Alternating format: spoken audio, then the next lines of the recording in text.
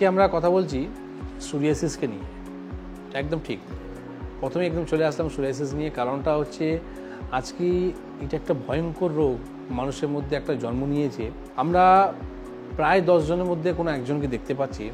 সেটা পিছনে কারণটা কি, কেন আমাদের সোরিয়াসিস হয়, আমরা অবশ্যই আলোচনা করব এটা নিয়ে। যেটা প্রথম বোঝাবো সোরিয়াসিসটা কি, সিম্পল ভাষায় যদি বলে দিই, দেখুন আপনার হাতের মধ্যে, কনিতে বা আপনার আমাদের টোতে বা তার সাথে সাথে আমাদের স্ক্যাল্পে, আপনার কানে, এইসব বিভিন্ন একটা জায়গা রয়েছে যেখানে আমাদের স্কিনের মধ্যে সোরিয়াসিস, আবার এক একজনের তো গোটা শরীরের মধ্যে ছড়িয়ে যায়। সোরিয়াসিস দেখতে কেমন হয়?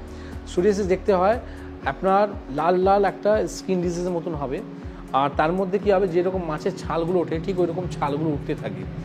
অনেক সময় আমাদের ইচিং করে, আবার অনেক সময় ইচিং করে না, কিন্তু সমাজে উঠতে বসতে একটা অন্য চোখে দেখা হয়।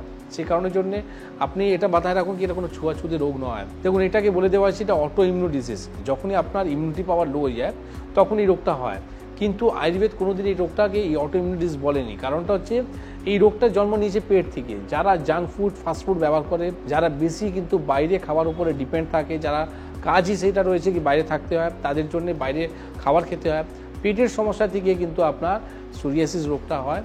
আর সোরিয়াসিস রোগকে একটা বলা দেওয়া হয়েছে কি এখান থেকে কোনো রকমই কোনো চিকিৎসা নেই, আজ অবধি এর কোনো চিকিৎসা নেই। কিন্তু আমাদের কাছে একটা নয়, বহু পেশেন্ট আছে তারা কিন্তু সোরিয়াসিস নিয়ে ভালো রয়েছে। তারা আমরা অনেক সময় পেশেন্টের বাইটও দেখাতে পারি, যাতে পেশেন্টের উপরে আপনারা বিশ্বাস আসতে পারে কি সত্যি আমরা কিন্তু ভালো হবো। কারণ কি সোরিয়াসিস পেশেন্টটা ভিতর থেকে অ্যাংজাইটি, নার্ভাস বা আপনার ডিপ্রেশন দিকে চলে যায়, কি রোগটা কোনোদিন আর কি ভালো হবে না। কিন্তু আমরা বলেছি কি সোরিয়াসিস সত্যি সম্পূর্ণভাবে ভালো হয় ঠিকভাবে যদি কথাগুলো শোনা হয়। আপনাকে স্কিন যে ড্রাই হচ্ছে সেটা যাতে ড্রাই না হয়, এর জন্য কিছু পরীক্ষা করতে হয়। যে পরীক্ষাটার নাম হচ্ছে আইজি আর স্যাট রিপোর্ট। আইজি মানে আপনি জানতে পারবেন কি আপনার শরীরের মধ্যে অ্যালার্জি লেভেলটা কতটা হাই রয়েছে, সেটাকে নর্মাল নিয়ে আসতে হবে। তার সাথে সাথে স্যাট যে রিপোর্টটা বললাম, সেই স্যাট রিপোর্টের মধ্যে আপনি জানতে পারবেন কোন কোন খাওয়ার মধ্যে আপনার অ্যালার্জিটা রয়েছে।